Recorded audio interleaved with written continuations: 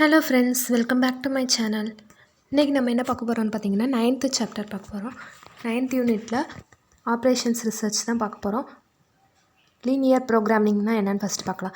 Linear programming is a technique for determining an optimum schedule of interdependent activities in view of a available resource. Programming is another word for planning and refers to the process of determining a particular plan of action from among several availabilities or alternatives. The word linear stands for indicating the all relationship involved in a particular problem.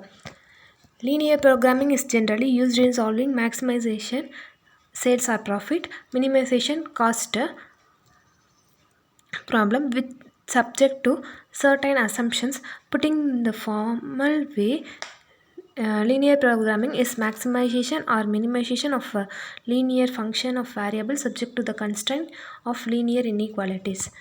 இங்கே வந்து linear ப்ரோக்ராமிங்க்கு ஒரு 3 definition ஒவ்வொருத்தர் கொடுத்த டெஃபனிஷன்ஸை 3 விதமாக கொடுத்துருக்காங்க. Linear ப்ரோக்ராமிங்னா ஒன்றும் இல்லை. இப்போ நம்ம ஒரு கம்பெனியே இருக்குதுன்னு வச்சுக்கோங்க. அதில் நம்ம நார்மலாக என்ன நினைப்போம், நம்மளோட ப்ராஃபிட்டை வந்து மேக்ஸிமைஸ் பண்ணணும், சேல்ஸை வந்து மேக்ஸிமைஸ் பண்ணணும்.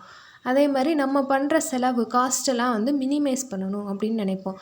ஆனால் அதுக்கு நம்மளுக்கு ரிசோர்ஸஸ் என்ன இருக்கும், நம்மளுக்கு லேபரு, அப்புறம் மிஷினரி, அப்புறம் எல்லாமே வந்து நம்மளுக்கு அங்கே கன்ஸ்டன்ட்டாக தான் இருக்கும். அந்த கன்ஸ்டன்ட்டை பொறுத்து நம்மளுக்கு இந்த சேல்ஸை வந்து மேக்ஸிமைஸ் பண்ணுறது, ப்ராஃபிட்டை மேக்ஸிமைஸ் பண்ணுறது, அல்லது நம்மளோட செலவை குறைக்கிறது, மினிமைஸ் பண்ணுறது, இந்த மாதிரி நம்ம பண்ணுறோம்ல, இதை பற்றி பேசுகிறது தான் linear programming. Components of linear programming. First அப்ஜெக்டிவ்னால் என்னென்னு பார்த்தீங்கன்னா, இப்போ நம்ம ப்ராஃபிட்டை மேக்ஸிமைஸ் பண்ணணுமோ, இல்லை எனக்கு கம்மியான செலவில் தான் எல்லாமே செஞ்சு முடிக்கணும் அப்படின்னு நம்ம ஒரு அப்ஜெக்டிவ் வச்சுருப்போம்ல. நம்ம ஒரு கம்பெனியே ஆரம்பிக்கிறோன்னா நம்மளுக்கு ப்ராஃபிட் அதிகமாக வர மாதிரியான ஒரு கம்பெனி ஆரம்பிக்கணும். அந்த மாதிரி இதில் வந்து கன்ஸ்டன்ட்ஸும் வந்துடும். செகண்ட் ஒன் கன்ஸ்டன்ட்ஸ்னால் என்னென்னு பார்த்தீங்கன்னா, நம்ம லேபர்ஸ் வந்து இப்போ குறிப்பிட்ட அளவு தான் நம்மளால் லேபரோ, இல்லை நம்மளோட ரா மெட்டீரியலோ, இல்லை ஒரு மிஷினரியே வாங்குகிறோம்னா, இப்போ நம்ம கையில் இருக்க காசை பொறுத்து தான் நம்ம வாங்குவோம். அப்போது அங்கனக்குள்ளே உங்களுக்கு கன்ஸ்டன்ட் வரும். உங்களுக்கு தேவையான அளவுக்கு உங்களால் வாங்க முடியாது, மொத்தமாக உங்களால் வாங்கி வச்சுக்க முடியாது. நம்மளோட செலவை பொறுத்து தானே நம்ம வாங்குவோம். அதை தான் இங்கே வந்து கன்ஸ்டன்ட்டாக கொடுத்துருப்பாங்க. லேபரோ, இல்லை மெட்டீரியலோ, இல்லை மிஷினரியோ எதுவாக இருந்தாலும் அது வந்து கன்ஸ்டன்ட்டில் வந்துடும். நான் நெகட்டிவிட்டி கன்ஸ்டன்ட்ஸ்னால் ஒன்றும் இல்லை. இப்போ இந்த கன்ஸ்டன்ட்ஸ் எடுத்துக்கிறோம்ல, அது எல்லாமே வந்து பாசிட்டிவாக தான் இருக்கணும், நெகட்டிவ் நம்பர்ஸ் வராது. அதனால தான் அங்கே நான் நெகட்டிவ் கன்ஸ்டன்ட். இது நம்ம சம் பார்க்கும்போது உங்களுக்கு நான் நெகட்டிவிட்டி கன்ஸ்டன்ட்னா ரெஸ்ட்ரிக்ஷன்னா என்னென்னு புரியும். கன்ஸ்டன்ட்னா ரெஸ்ட்ரிக்ஷன்னா லிமிட்டேஷன் எல்லாமே ஒன்று தான். இந்த டெஃபனிஷன் எல்லாத்தையும் நல்லா ரீட் பண்ணிக்கோங்க. நான் சொன்னது தான் இருக்கும், இருந்தாலும் இந்த டெஃபனிஷன் எல்லாத்தையும் நல்லா ஒரு தடவை ரீட் பண்ணிக்கோங்க. ஏன்னா இந்த டெஃபனிஷன்லேருந்து தான் உங்களுக்கு வந்து கொஷின்ஸ் வரும். மேக்ஸிமம் டெஃபனிஷன்லேருந்து தான் வரும். ப்ராப்ளம் வந்து பெருசாக இருக்கிறனால ப்ராப்ளம் அதிகமாக கேட்க மாட்டாங்க, சின்னதாக இருக்க ப்ராப்ளம்ஸ் தான் கேட்பாங்க. அதனால் டெஃபனிஷனை நல்லா ரீட் பண்ணி வச்சுக்கோங்க, நல்லா படித்து வச்சுக்கோங்க. Next, decision variable. It refers to the activity that are competing one another for sharing the available resources. These variables are interrelated in terms of the utilization of resources and simultaneous solution. Decision variable அப்படிங்கும்போது நம்மளுக்கு இப்போ decision வேரியபிள்னால், இப்போ நம்ம ஒரு மிஷினில் இத்தனை தான் நம்மளால் செய்ய முடியும். இப்போ ஒரு பொம்மையை செய்கிறோன்னு வச்சுக்கோங்களேன். ஒரு 2 மிஷின் வச்சுருக்கோம். ஃபஸ்ட்டு மிஷினில் இவ்வளோ தான் செய்ய முடியும், செகண்ட் மிஷினில் இவ்வளோ தான் செய்ய முடியும்னு ஒரு ரெஸ்ட்ரிக்ஷன்ஸ் இருக்கும். அப்போது அங்கனக்குள்ளே நம்ம எத்தனை பொம்மை செய்ய முடியுன்றது வந்து டெசிஷன் வேரியபிளாக இருக்கலாம். அந்த மாதிரி நம்ம ரிசோர்ஸஸ் நம்மள்கிட்ட இருக்கிறத பொறுத்து நம்மளுக்கு கிடைக்கும்ல, எந்த அளவுக்கு கிடைக்கும் நம்ம ஒரு டிசைட் பண்ணுவோம்ல, அதுதான் வந்து டெசிஷன் வேரியபிள். ஃபீஸிபிள் சொல்யூஷன் அப்படின்னா எல்லா பாசிபிள் சொல்யூஷனையுமே நம்ம வந்து ஃபீஸிபிள் சொல்யூஷன்னு சொல்லுவோம். These are all the possible solution which are worked upon under given constraint. The region comprising of all feasible solution refer to the feasible region. feasible சொல்யூஷன்னா இங்கே என்ன சொல்கிறாங்கன்னா இந்த கன்ஸ்டெயினை satisfy பண்ணுற மாதிரியான சொல்யூஷன். நம்மளுக்குன்னு ஒரு சில கன்ஸ்டன்ஸ் வச்சுருக்கோம்ல, அந்த கன்ஸ்டன்ஸை சாட்டிஸ்ஃபை பண்ணுற மாதிரியான சொல்யூஷனை தான் வந்து feasible சொல்யூஷன்னு சொல்கிறாங்க. இருக்க எல்லா பாசிபிள் சொல்யூஷன் ப்ளஸ் இந்த கன்ஸ்டெயினே சாட்டிஸ்ஃபை பண்ணணும், அந்த மாதிரி இருக்கிறது தான் வந்து feasible சொல்யூஷன். ஆப்டிமம் சொல்யூஷன்னா நமக்கு கிடச்ச feasible சொல்யூஷனில் பெஸ்ட்டு எதுவோ அதுதான் optimum solution.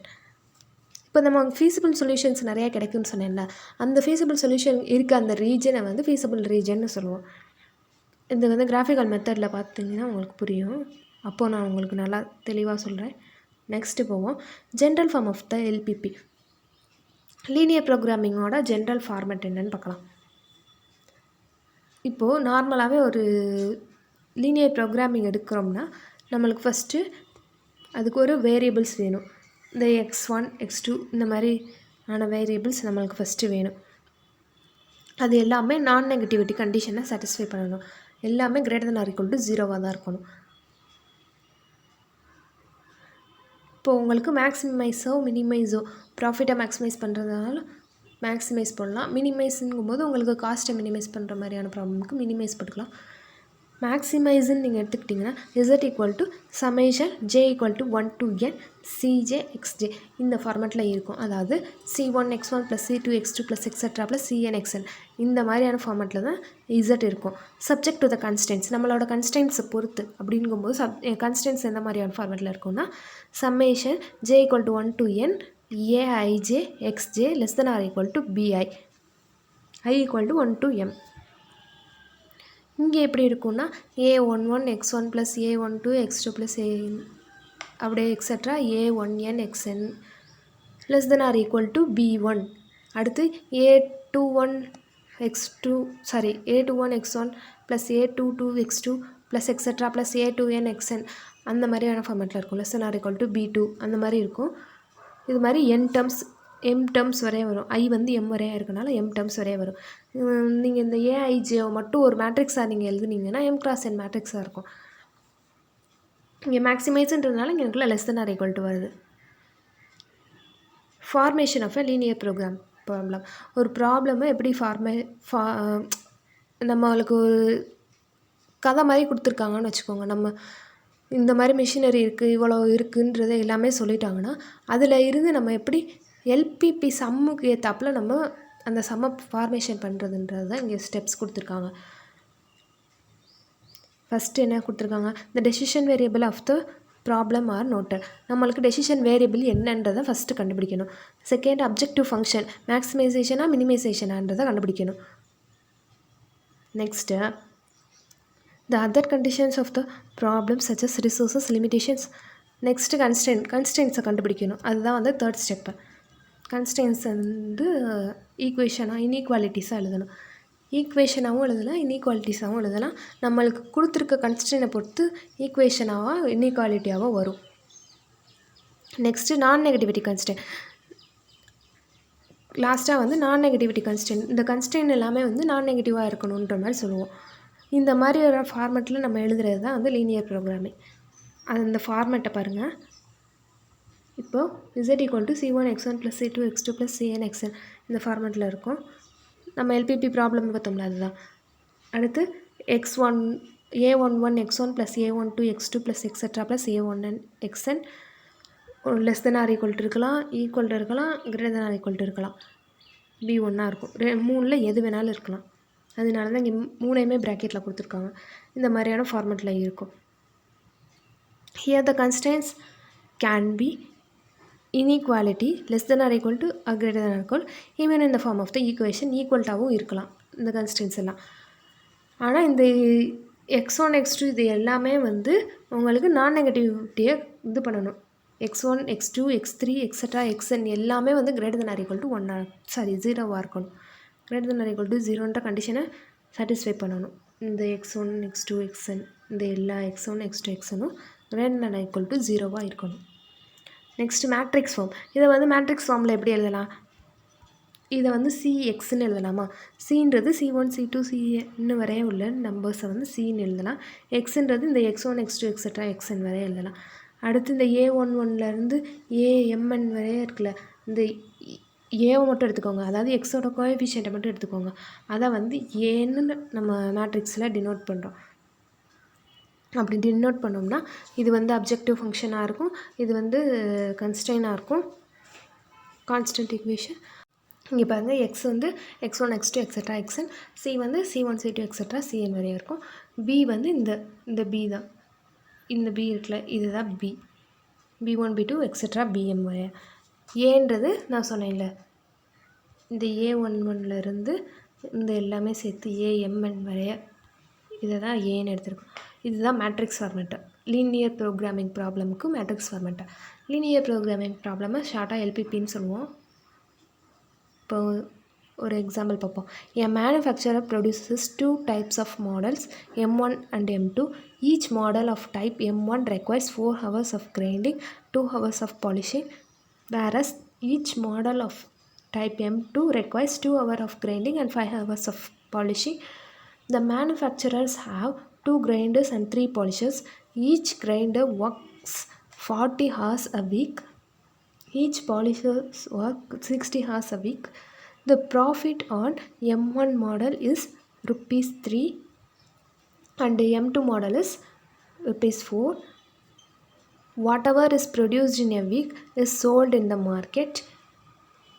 How should the manufacturer allocate his production capacity to the 2 types of models so that he may make the maximum profit in a week?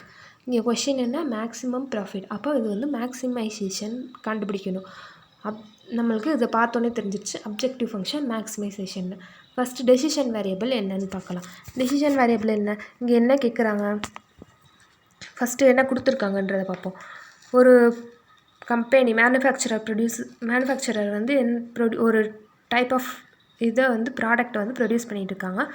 2 model வச்சுருக்காங்க, M1 M2 2 model வச்சுருக்காங்க. M1ன்ற machine வந்து M1ன்ற மாடலில் வந்து 4 hours grind பண்ணணும், 2 hours polish பண்ணணும். M2 மாடலில் வந்து 2 hours grind பண்ணணும், 5 hours பாலிஷ் பண்ணணும். இது நம்மளுக்கு ஒரு கான்ஸ்டன்ட். நெக்ஸ்ட் என்ன சொல்கிறாங்க, அவங்கள்ட்ட இருக்கிறது எத்தனை, 2 கிரைண்டர் 3 பாலிஷர் மட்டும் தான் இருக்குது. மிஷினரி வந்து 2 கிரைண்டர்ஸ் அண்ட் 3 பாலிஷர்ஸ் தான் இருக்குது. இது நம்மளுக்கு இன்னொரு கன்ஸ்டன்ட். அப்புறம் ஒவ்வொரு கிரைண்டரும் எவ்வளோ மணி நேரம் ஒர்க் பண்ணுன்றதே கொடுத்துருக்காங்க. கிரைண்டர் வந்து 40 hours, ஒரு வாரத்துக்கு 40 மணி நேரம் தான் போட முடியும். அதே மாதிரி பாலிஷரை ஒரு வாரத்துக்கு 60 மணி நேரம் தான் போட முடியும். அப்போது இது நம்மளுக்கு அடுத்த கன்ஸ்டன்டாக இருந்துடும். இங்கே ப்ராஃபிட் எவ்வளோ அப்படின்னா, M1க்கு ஒரு ப்ராடக்ட்டுக்கு உங்களுக்கு ₹3 ப்ராஃபிட் கிடைக்கும். M2 மாடலாக இருந்தால் ₹4 ப்ராஃபிட் கிடைக்கும் அப்படின்னு சொல்கிறாங்க.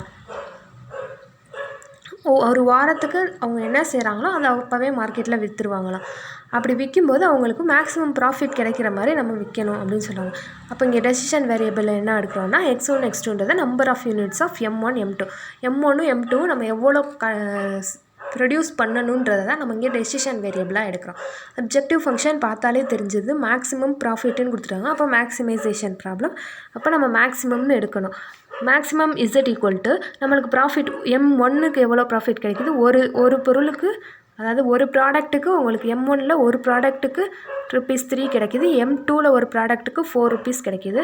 அப்போ நம்ம number of units of M1 என்னென்னு எடுத்திருக்கோம், x1ன்னு எடுத்திருக்கோம். Number of units of M2 வந்து x2ன்னு எடுத்திருக்கோம் டெசிஷன் வேரியபிளில். அப்போ இங்கே நீங்கள் அப்ஜெக்டிவ் ஃபங்க்ஷன் எப்படி எழுதணும், maximise is equal to 3x1 + 4x2.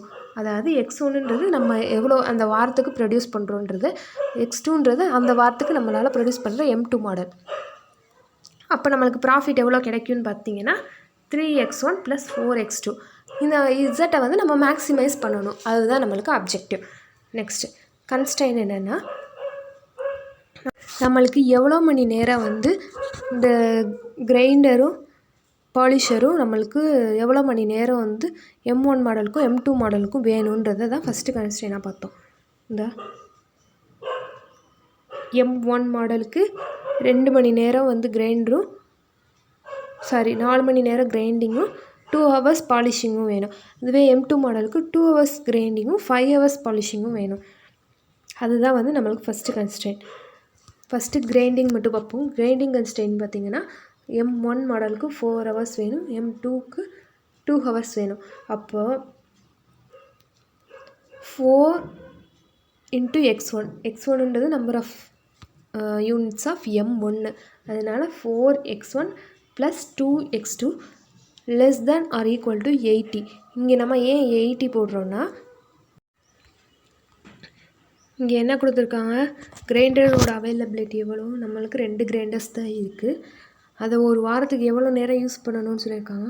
ஒரு வாரத்துக்கு 40 மணி நேரம் தான் யூஸ் பண்ண முடியும். அப்போ 2 கிரைண்டருங்கும்போது 80 ஹவர்ஸ் வந்துடும். 2 × 40ங்கும்போது உங்களுக்கு 80 ஹவர்ஸ் வந்துடும். அதனால் இங்கே வந்து less than or equal to 80ன்னு போடுறோம். 2 கிரைண்டர்ஸ் இருக்கனால நம்ம less than or equal to 80 போடுறோம். நெக்ஸ்ட்டு பாலிஷரை வச்சு நம்மளுக்கு என்ன கன்ஸ்ட்ரெயின், இது வந்து 2 மணி நேரம். ஃபஸ்ட்டு M1 மாடலுக்கு 2 மணி நேரமும் M2 மாடலுக்கு 5 மணி நேரமும் இருக்கணும். அதே மாதிரி நம்மளுக்கு எத்தனை பாலிஷர்ஸ் இருக்குது, 3 பாலிஷர்ஸ் இருக்குது. அப்போ 3 × 16ங்கும்போது உங்களுக்கு 180 ஹவர்ஸ் கிடைக்கும். ஒரு பாலிஷருக்கு தான் நம்ம வாரத்துக்கு 60 மணி நேரம் யூஸ் பண்ணலான்னு கொடுத்துருந்தாங்க. அப்போ 3 பாலிஷர்ஸ் இருக்கனால 3 × 16ங்கும்போது நம்மளுக்கு 180 ஹவர்ஸ் கிடைக்கும். அப்போ 2x1 + 5x2 less than or equal to 180ன்னு எழுதலாம். அப்போ மொத்தமாக இதை சேர்த்து நம்ம எழுதும்போது எப்படி எழுதலாம், maximum is z equal to 3x1 + 4x2 subject to the constraints 2 கண்டுபிடிச்சிருக்கோமா. 4x1 + 2x2 less than or equal to 80, 2x1 + 5x2 less than or equal to 180, x1 x2 greater than or equal to 0. இதுதான் வந்து நம்மளுக்கு வந்து நான் negativity restriction கண்டிப்பாக எழுதணும். x1 x2 greater than or equal to 0ன்றதை கண்டிப்பாக எழுதணும்.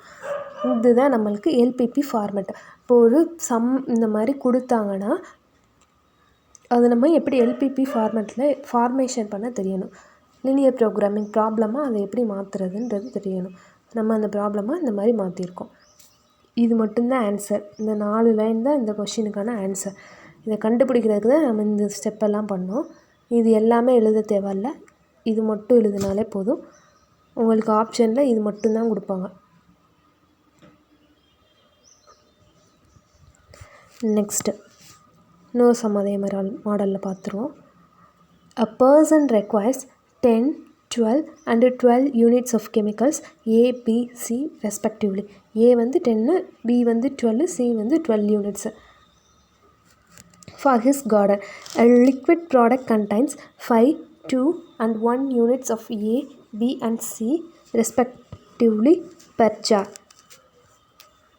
A dry product contains 1, 2 and 4 units of A, B, C per carton.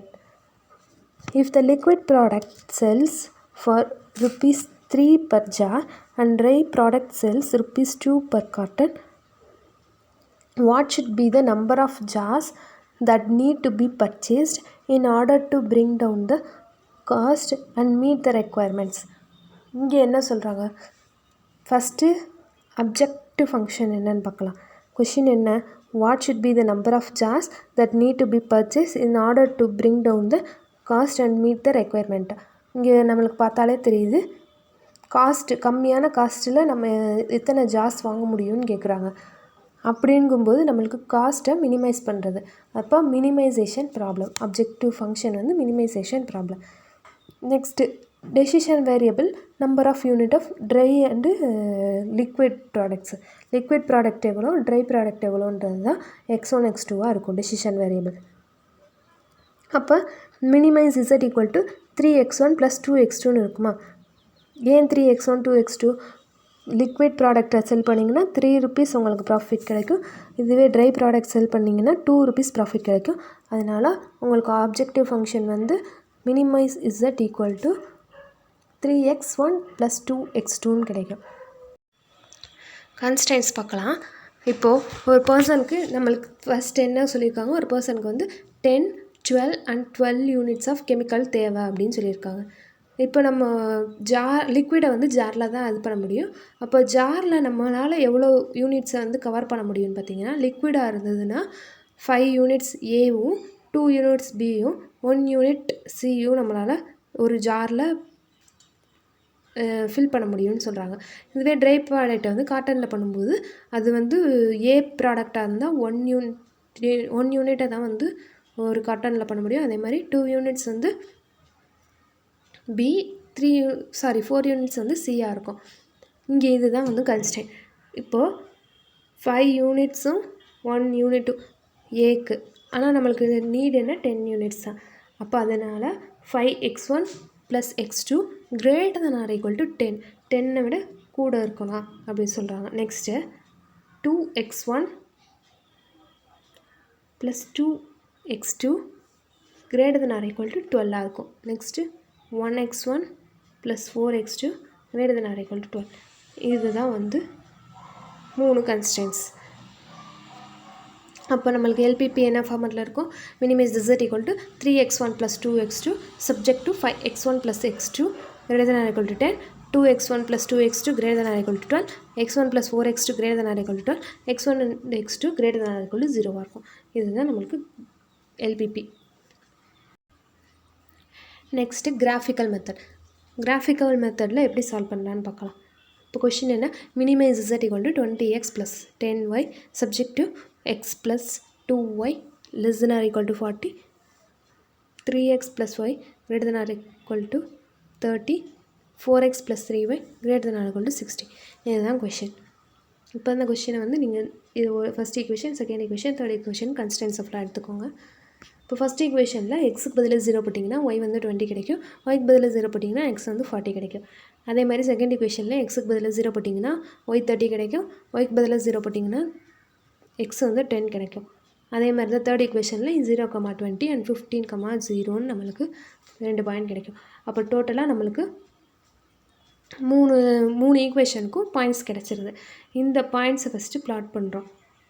இந்த கிராஃபில் அந்த பாயிண்ட்ஸை ப்ளாட் பண்ணுறோம். ஃபர்ஸ்ட் ஈக்குவேஷனை பொறுத்த வரைக்கும் 0,20, 40,0. அதை நம்ம எப்படி எழுதுறோன்னா இந்த இருக்குது பாருங்கள், 0,20, 40,0 இந்த மாதிரி ப்ளாட் பண்ணுறோம். இந்த டயக்ராமில் பாருங்கள், 40,0, 0,20. இதுதான் ஃபர்ஸ்ட் ஈக்குவேஷனுக்கான லைன். அந்த லைனை போட்டுங்க. இங்கே என்ன கொடுத்துருக்காங்க?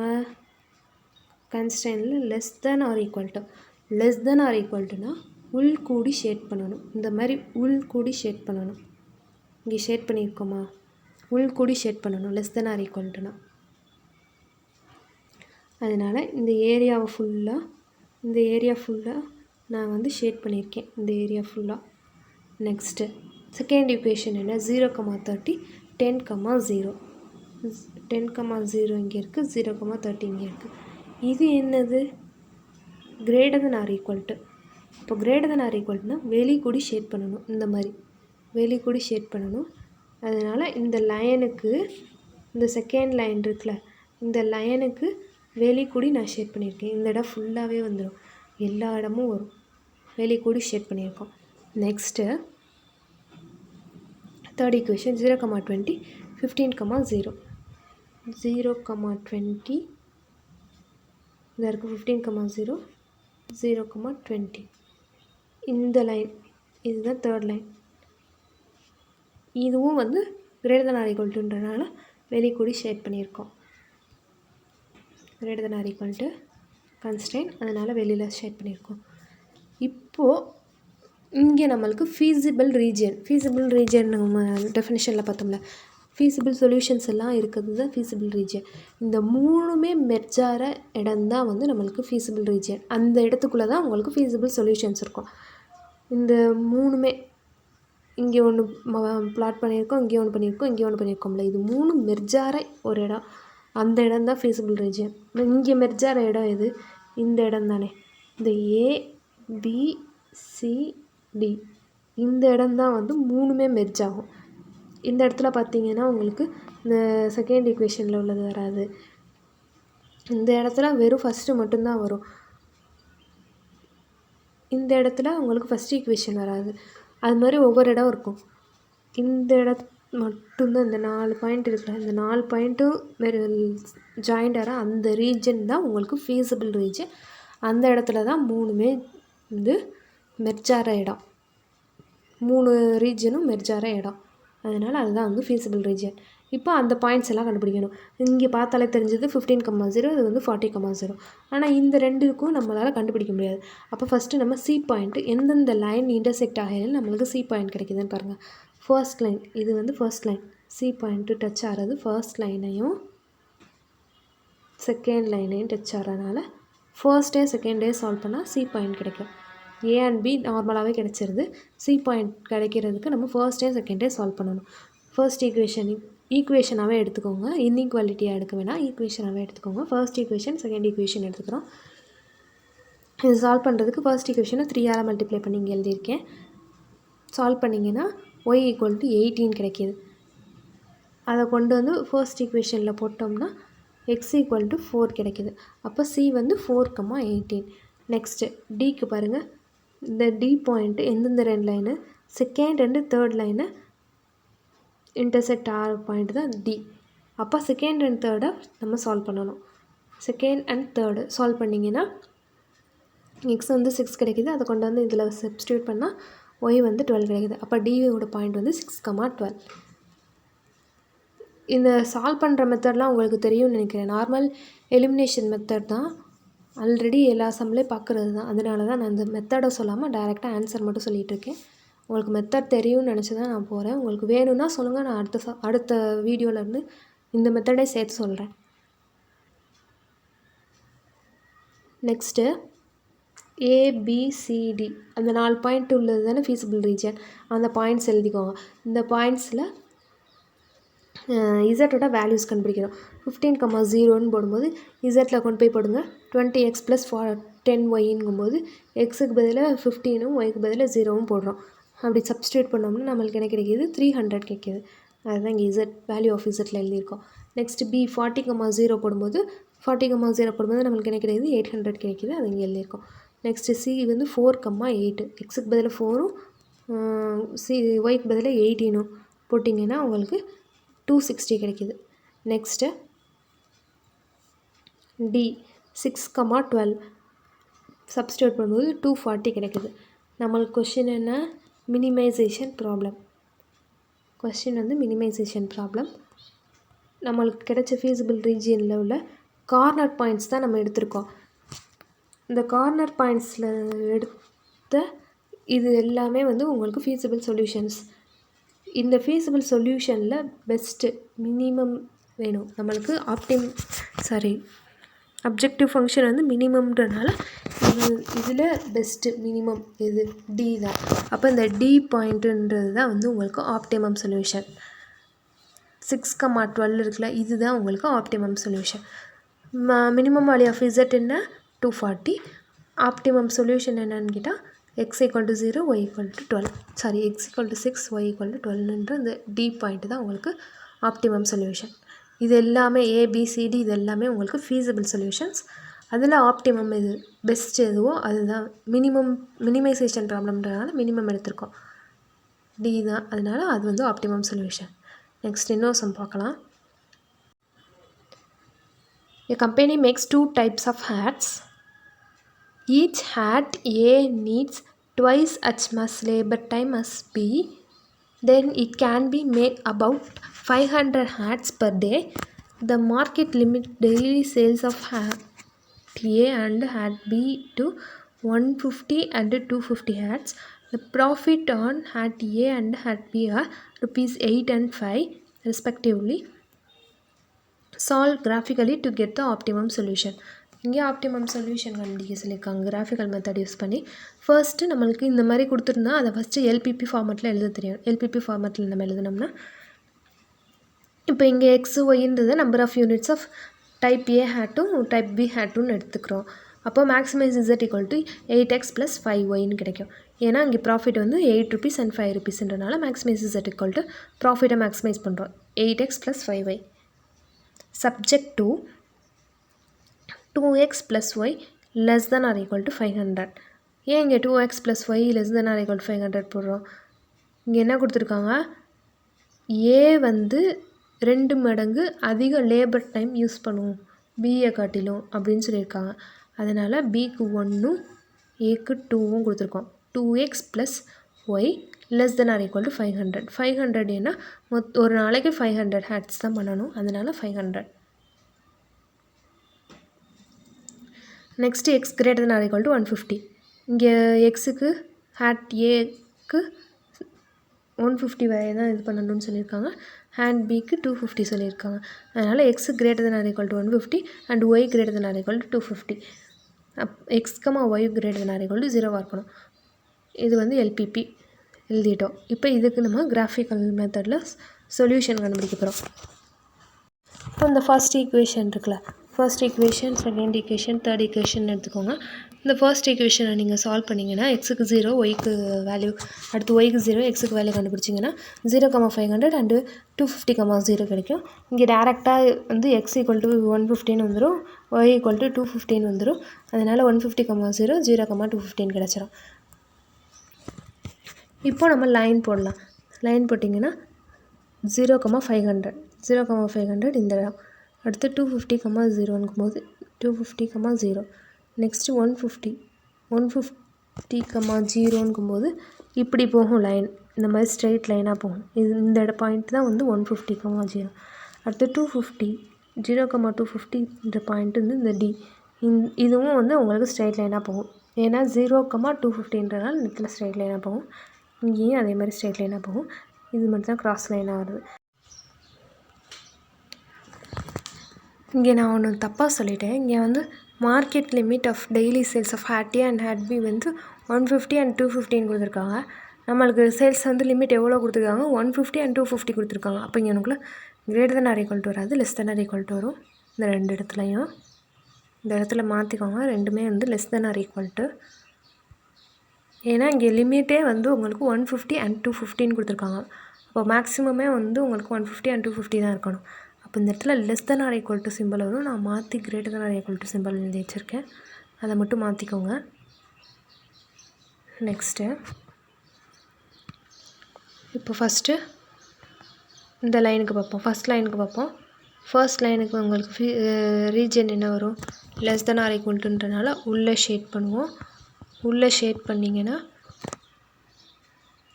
இந்த ரீஜன் ஃபுல்லாகவே ஷேட் ஆகும். நெக்ஸ்ட்டு இதுவும் less than or equal to, இதுவும் less than or equal to, எல்லாமே லெஸ் than or equal toன்றனால உள்ளே தான் ஷேட் ஆகும், இந்த பக்கம் ஷேட் ஆகும். அதே மாதிரி இது வந்து கீழே ஷேட் ஆகும், கீழ் ரீஜன் ஃபுல்லாக. அப்போ உங்களுக்கு இந்த இடம் தான் உங்களுக்கு ஃபீஸிபிள் ரீஜியனாக கிடைக்கும். மூணுமே மெர்ஜார இடம் இந்த இடம். அது என்ன இடம், OABCD, இந்த இடம் தான் உங்களுக்கு எல்லாமே மெர்ஜார இடம். அதுதான் உங்களுக்கு ஃபீஸிபிள் ரீஜியன். இப்போ இந்த ஃபீஸிபிள் ரீஜியனுக்கு நம்ம பாயிண்ட்ஸ் ஃபஸ்ட்டு கண்டுபிடிப்போம். ஓக்கு 0,0ன்னு தெரியும், ஏக்கு 150,0 தெரியும், டிக்கும் 0,250 தெரிஞ்சிடும். பி என்னென்ன லைனு, எக்ஸ் ஈக்குவல் டு 150யும் ஃபர்ஸ்ட் லைனும் சேர்த்து, எக்ஸ் ஈக்குவல் டு 150ன்றதை ஃபர்ஸ்ட் ஈக்குவேஷனில் சப்ஸ்டியூட் பண்ணிங்கன்னா ஒய் ஈக்குவல் டு 200 கிடச்சிடும். அப்போ பியோட பாயிண்ட் வந்து 150,200. சியோட பாயிண்ட் என்னென்னு பார்த்தீங்கன்னா இந்த ஃபர்ஸ்ட் லைனும் ஒய் ஈக்குவல் டு 250யும். அப்போ ஒய் ஈக்குவல் டு 250 வந்து நீங்கள் ஃபர்ஸ்ட் ஈக்குவேஷனில் சப்ஸ்டியூட் பண்ணிங்கன்னா எக்ஸ் ஈக்குவல் டு 125 கிடைக்கும். அப்போ 125,215 கிடச்சிடும். டியோட பாயிண்ட் நம்மளுக்கு பார்த்தாலே தெரிஞ்சிருது. இந்த பாயிண்ட்ஸுக்கு வேல்யூ ஆஃப் இசட் கண்டுபிடிக்கிறோம். வேல்யூ ஆஃப் இசட் கண்டுபிடிச்சிங்கன்னா 0,0 போட்டிங்கன்னா இந்த ஈக்குவேஷனில் 0 போட்டிங்கன்னா உங்களுக்கு 0 தான் கிடைக்கும். அடுத்து 150,0 போட்டிங்கன்னா 8 × 150ங்கும்போது 1200 கிடைக்கும். நெக்ஸ்ட்டு 150,200 இதில் சப்ஸ்டியூட் பண்ணுங்கள். எக்ஸுக்கு பதிலாக 150யும் ஒய்க்கு பதிலாக 200 சப்ஸ்டியூட் பண்ணிங்கன்னா 2200 கிடைக்கும். நெக்ஸ்ட்டு 125 அண்டு 250, 125 எக்ஸுக்கு பதிலாக ஒய்க்கு பதிலாக 250 சப்ஸ்டியூட் பண்ணிங்கன்னா 2250 கிடைக்கும். நெக்ஸ்ட்டு 0,250 சப்ஸ்டியூட் பண்ணும்போது 1250 கிடைக்கும். இங்கே நம்மளுக்கு ப்ராப்ளம் என்ன, மேக்ஸிமைசேஷன் ப்ராப்ளம்.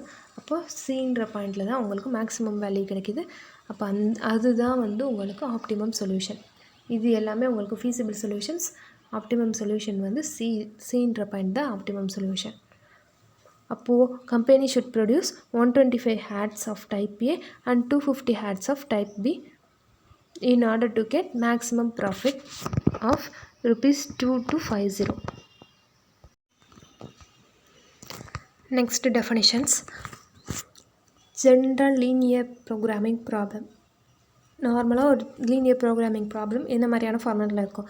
நம்ம ஆல்ரெடி இந்த ஜென்ரல் லீனியர் ப்ரோக்ராமிங் ப்ராப்ளமை பார்த்துட்டோம். திரும்ப ஒரு தடவை பார்க்கலாம். இசட்ன்றது வந்து ஒரு லீனியர் ஃபங்க்ஷன். அது வந்து மேக்ஸிமைசேஷன் அல்லது மினிமைசேஷனாக இருக்கும். அந்த மேக்ஸிமைசேஷன் ஆர் மினிமைசேஷன் ஆஃப் இசட்டை வந்து அப்ஜெக்டிவ் ஃபங்க்ஷன்னு சொல்லுவோம். சப்ஜெக்ட் டு சம் கன்ஸ்ட்ரைனாக இருக்கும். இந்த ஃபார்மேட்டை வந்து கன்ஸ்டன்ட்டுன்னு சொல்லுவோம். இது வந்து நான் நெகட்டிவிட்டி ரெஸ்ட்ரிக்ஷன்னு சொல்லுவோம். இது எல்லாமே சேர்ந்தது தான் உங்களுக்கு ஜென்ரல் எல்பிபி. அதுதான் இங்கே அப்ஜெக்டிவ் ஃபங்க்ஷன்னா என்னன்னு தனியாக சொல்லியிருக்கோம்.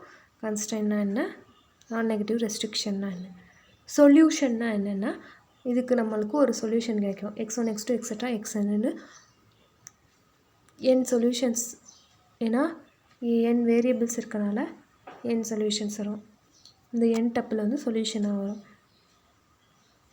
இந்த கண்டிஷனை சாட்டிஸ்ஃபை பண்ணுற மாதிரியான ஒரு n டப்பில் வந்து சொல்யூஷனாக கிடைக்கும். feasible சொல்யூஷன்னா any solution to LPP which satisfy non-negative restrictions. இந்த நான்-நெகட்டிவ் ரெஸ்ட்ரிக்ஷன் அந்த கன்ஸ்ட்ரைன் எல்லாத்தையுமே சாட்டிஸ்ஃபை வெறும் இந்த ஈக்குவேஷனை மட்டும் சாட்டிஸ்ஃபை பண்ணாமல் கன்ஸ்ட்ரைன் நான்-நெகட்டிவ் ரெஸ்ட்ரிக்ஷனே சேர்த்து சாட்டிஸ்ஃபை பண்ணுச்சுன்னா அது feasible சொல்யூஷன். அந்த feasible சொல்யூஷனில் பெஸ்ட் ஒன், மேக்ஸிமம் அல்லது மினிமம்னு சொல்லுவோம்ல, அதை வந்து ஆப்டிமம் சொல்யூஷன்னு சொல்லுவோம். நெக்ஸ்ட் பேசிக் அண்டு நான் பேசிக் வேரியபிள்ஸ்.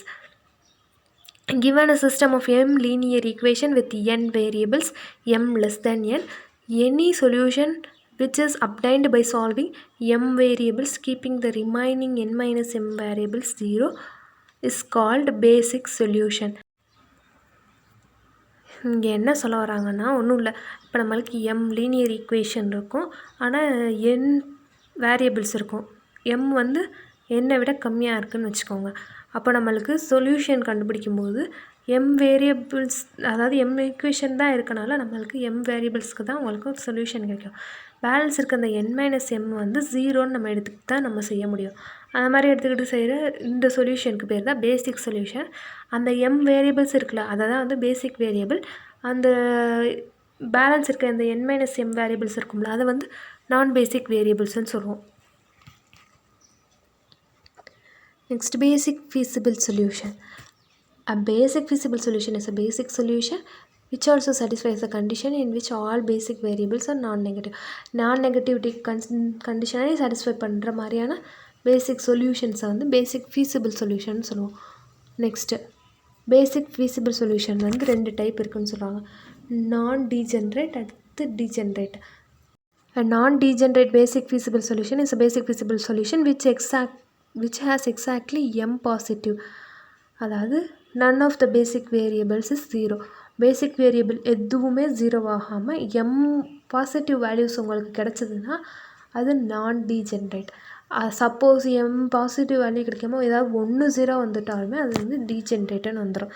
பேசிக் ஃபீஸிபிள் சொல்யூஷனில் பேசிக் வேரியபிள்ஸ் எல்லாமே வந்து உங்களுக்கு பாசிட்டிவாக கிடச்சிதுன்னா மட்டும்தான் அது நான் டீஜென்ரேட். அப்படியே ஜீரோவாக கிடச்சிருச்சுன்னு வச்சுக்கோங்க, அது டீஜென்ரேட்டாக மாறி.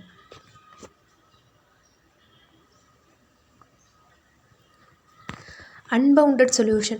Unbounded solutionனா if the value of the objective function z can be increased or decreased indefinitely, such solution are called unbounded solution. இங்கே graphical மெத்தட்லையுமே இந்த unbounded solution வரும். நான் அதை சொல்ல மறந்துட்டேன். இப்போ இங்கே சப்போஸ் உங்களுக்கு இந்த இடம் ஃபீஸிபிள் ரீஜியனாக கிடச்சிருக்கல, இப்போ உங்களுக்கு எல்லாமே வந்து கிரேட்டர் தென் ஆர் ஈக்குவல் டுன்னு வச்சுக்கோங்க. இந்த வெளியில் உள்ள இடம் தான் உங்களுக்கு ஃபீஸிபிள் ரீஜியனாக கிடைக்கும், வெளி பக்கம். அப்போது உங்களுக்கு கீழே உள்ள பாயிண்ட்ஸ் தான் ரெண்டு பாயிண்ட்டும் 3 பாயிண்ட்டும் உங்களுக்கு கிடைக்கும்.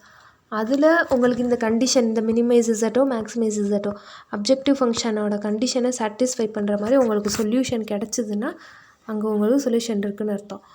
அப்படி இல்லைன்னு வச்சுக்கோங்க, அன்பவுண்டடுன்னு அர்த்தம். நீங்கள் இந்த அன்பவுண்டட் ரீஜியனில் நீங்களாக ஒரு பாயிண்ட், இப்போ இந்த 400 500 எடுத்து நீங்களாக அந்த 400 500 பாயிண்ட்டுக்கும் நீங்கள் கண்டுபிடிச்சி பார்க்கலாம். ஏன்னா இதுவும் உங்களுக்கு ஃபீஸிபிள் ரீஜியனில் தானே இருக்குது. அந்த பாயிண்ட்டும் கீழே இருக்க பாயிண்ட்ஸ் இருக்குல்ல, இந்த பாயிண்ட்டு அப்புறம் இங்கனக்குள்ளே ஏதாவது ஒரு பாயிண்ட்டுன்னு நம்ம எடுத்திருப்போம். கீழே உங்களுக்கு 1 2 பாயிண்ட் தான் உங்களுக்கு கிடைக்கும் அன்பவுண்டட் ஆன ரீஜியனுக்கு. இந்த இடம் ஃபுல்லாகவே உங்களுக்கு கவர் ஆகிட்டே தான் போகும். அந்த 1-2 பாயிண்ட்டை விட இங்கே உங்களுக்கு மேக்ஸிமைஸ் இசட் கொடுத்துருக்கனால நான் மேக்ஸிமம் வச்சு சொல்கிறேன். நீங்கள் ரேண்டமாக அந்த ஃபீஸிபிள் ரீஜியன்லேருந்து ஒரு பாயிண்ட் எடுத்து செஞ்சு பார்த்தீங்கன்னா கீழே இருக்க பாயிண்ட்டை விட உங்களுக்கு பெரிய நம்பர் கிடச்சிதுன்னா உங்களுக்கு அந்த இடத்துல கண்டிப்பாக அன்பவுண்டட் சொல்யூஷன் தான். ஏன்னா நம்ம ரேண்டமாக எடுக்கிற பாயிண்ட்டுக்கே உங்களுக்கு பெரிய நம்பர் கிடைக்குதுன்னா அதை விட பெரிய பெரிய நம்பர் எடுக்க உங்களுக்கு பெரிய நம்பர்ஸாக தான் கிடைக்கும். அப்போ அந்த இடத்துல உங்களுக்கு அன்பவுண்டட் சொல்யூஷன் தான் சொல்லணும். இதுவே மினிமைஸாக இருக்குதுன்னு வச்சுக்கோங்க, உங்களுக்கு கீழே உள்ள பாயிண்ட் மட்டும்தான் உங்களுக்கு மினிமமாக கிடச்சிதுன்னா அப்போ கண்ணை மூடிட்டு அதுதான் ஆன்சர்னு போட்டுடலாம். சப்போஸ் இந்த மாதிரி ரேண்டமாக எடுக்கிறது வந்து உங்களுக்கு மினிமைஸ் ஆகுது, மினிமம் வேல்யூ கொடுக்குது இசட்டுக்குன்னு வச்சுக்கிட்டிங்கன்னா அங்கேயும் உங்களுக்கு அன்பவுண்டட் சொல்யூஷன் தான். இன்ஃபைனைட்டாக போய்கிட்டே இருக்கிறது தான் நம்ம வந்து அன்பவுண்டட்னு சொல்லுவோம்.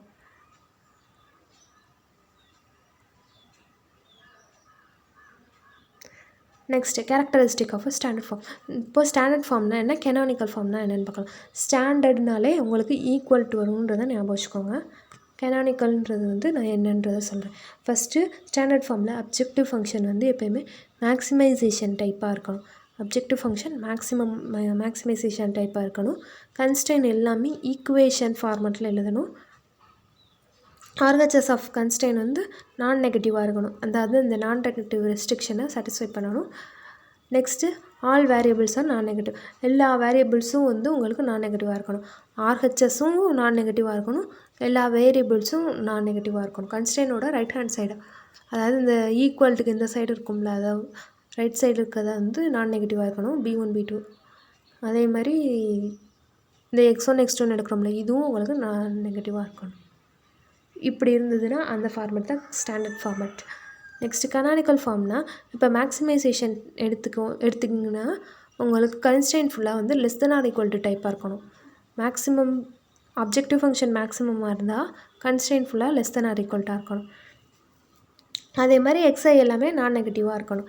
இதுவே மினிமைசேஷன் எடுத்திங்கன்னா கன்ஸ்ட்ரெயின் ஃபுல்லாக greater than or equal to டைப்பாக இருக்கணும். நெக்ஸ்ட்டு நோட்டை, minimization of a function z is equivalent to the maximization of a negative expression of this function, that is minimize z equal to minus maximize minus z. அதாவது என்ன சொல்கிறாங்கன்னா minimise இசட்டை வந்து நம்ம maximum ப்ராப்ளமாக மாற்றலாம். எப்படி மாற்றலாம்னா நெகட்டிவ் போட்டு மாற்றலாமா, மைனஸ் மேக்ஸிமம் ஆஃப் மைனஸ் இசட்டுன்னு நம்ம போட்டு எழுதினோம்னா அது வந்து ஈக்குவல் டு மினிமைஸ் இசட்டாக இருக்கும்னு சொல்கிறாங்க. Next, an inequality in one direction can be converted into inequality in opposite direction by multiplying both sides by -1. இப்போ -1னால் நீங்கள் ஒரு இன்இக்வாலிட்டியை மல்டிப்ளை பண்ணிங்கன்னா அந்த இன்இக்வாலிட்டி வந்து கிரேட்டர் தென் ஆர் இருந்ததுன்னா லெஸ் தென்னாக மாறிடும், லெஸ் தென் ஆர் ஈக்குவல்ட்டாக இருந்ததுன்னா கிரேட்டர் தென் ஆர் ஈக்குவல்ட்டாக மாறிடும். இன்இக்வாலிட்டியை சேஞ்ச் பண்ணுறதுக்கு டோட்டலாக அந்த மொத்த ஈக்குவேஷன்லையுமே நம்ம வந்து -1 மல்டிப்ளை பண்ணணும். ரெண்டு சைடுமே அந்த இன்இக்வாலிட்டிக்கு ரெண்டு சைடுமே -1 மல்டிப்ளை பண்ணணும். Next, suppose you have the constraint equation a11 x1 + a12 x2 + etc. a1n xn b equal to b1. This equation can be replaced. Equal to இருக்கா, நம்மளுக்கு less than or equal to greater than or ஈக்குவல்ட்டுன்னு இருந்தால் தான் minimise மேக்ஸிமைஸ்க்கு நம்ம ஃபார்மேட்டில் பார்த்தோம். ஈக்குவல்ட்டாக இருந்ததுன்னா அதை வந்து ரெண்டு வீக் இன்இக்வாலிட்டிஸாக மாற்றலாம். இது வந்து less than or equal to b1, அதே மாதிரி இது வந்து greater than or equal to b1. ரெண்டு இன்இக்வாலிட்டியாக மாற்றலாம், வீக் இன்இக்வாலிட்டிஸாக மாற்றலாம். If a variable is unrestricted in sign, it can be expressed as the difference of two non-negative variables. If x1 is the unrestricted in sign, then x1 equal to x1 dash minus x1 double dash. இங்கே x1 போட்டிருக்கு, ஐக்கு பதில் 1 போட்டு நான் இங்கே பண்ணியிருக்கேன். x1 equal to x1 dash minus x1 double dashன்னு நம்ம எழுதலாம். அன்ரெஸ்ட்ரிக்டட் சைனில் இருக்கதை இந்த மாதிரி எழுதலாம். இங்கே வந்து உங்களுக்கு எல்லாமே greater than or equal to 0ன்னு கிடச்சிரும். ஏதாவது ஒன்று உங்களுக்கு அன்ரெஸ்ட்ரிக்டட் சைனில் இருந்துச்சுன்னா greater than or equal to 0வாக மாற்றுறதுக்கு இந்த மாதிரி மாற்றி எழுதிக்கலாம். x1 டேஷும் x1 டபுள் டேஷும் உங்களுக்கு greater than or equal to 0வாக மாறிடும். In the standard form, all the constraints are expressed as equation. which is possible by introducing some additional variables slack and surplus variable so that the system of simultaneous linear equation is obtained. Necessary transformation will be made ensure that bi greater than or equal to 0. இப்போது நம்ம standard ஃபார்மில் ஈக்குவல்ட்டில் தான் எழுதணும்னு சொன்னோமா, நம்மளுக்கு constraint வந்து less than or equal to அல்லது greater than or equal டுல தான் கொடுத்துருப்பாங்க. ஆனால் ஸ்டாண்டர்ட் ஃபார்மில் எழுதணுன்னா நம்ம கன்ஸ்ட்ரெயினை ஃபுல்லாக ஈக்குவல்ட்டாக எழுதணும்னு சொன்னோமா, அப்போது நம்மளுக்கு லெஸ் தென் ஆர் ஈக்குவல்ட்டாக இருந்ததுன்னா ஸ்லாக் வேரியபிள்ன்றதை இன்ட்ரடியூஸ் பண்ணணும். கிரேட்டர் தென் ஆர் ஈக்குவல்ட்டாக இருந்தால் சர்ப்ளஸ் வேரியபிளை இன்ட்ரடியூஸ் பண்ணணும். இங்கே ஸ்லாக் வேரியபிள் அண்ட் சர்ப்ளஸ் வேரியபிள்னால் என்னென்னு பார்க்கலாம். இப்போ ஒரு கன்ஸ்ட்ரெயின் வந்து less than or equal to ஃபார்மேட்டில் இருக்குது. AIJ XJ less than or equal to BI summation AIJ XJ வந்து less than or equal to பிஐன்ற ஃபார்மேட்டில் இருந்ததுன்னா இங்கே நீங்கள் எஸ்ஐன்ற வேரியபிள் அதுதான் வந்து slack variable less than or ஈக்குவல்ட்டாக மாற்றுறதுக்கு நம்ம யூஸ் பண்ணுவோம். இங்கே ஆட் பண்ணிங்கன்னா ஈக்குவல்ட்டாக மாறிடுமா, ஏன்னா இங்கே less than or equal to plus sum எஸ்ஐன்றதை ஆட் பண்ணும்போது உங்களுக்கு ஈக்குவல் டு பிஐன்னு கிடச்சிரும். இந்த எஸ்ஐன்றது தான் உங்களுக்கு slack variable. Slack variables are also defined as the non-negative variables which are added in the LHS of the constraint to convert the inequality less than or equal to into equation. less than or equal to equation மாற்றுறதுக்கு தான் வந்து நம்ம slack variable use பண்ணுறோம். அதே மாதிரி surplus variableனா greater than or equal to ஈக்குவல்ட்டாக மாற்றுறதுக்கு use பண்ணுறது தான் surplus variable. இங்கே நம்ம மைனஸ் எஸ்ஐன்னு எழுதுவோம். மைனஸ் போட்டு எழுதுறது தான் surplus variable. Next simplex method.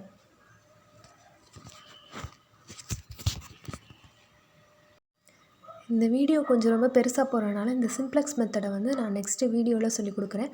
அதேமாதிரி இந்த simplex method, dual simplex, two phase, big M method இது எல்லாமே கிட்டத்தட்ட ஒரே மாதிரி தான் இருக்கும். சின்ன சின்ன சேஞ்சஸ் தான் இருக்கும்.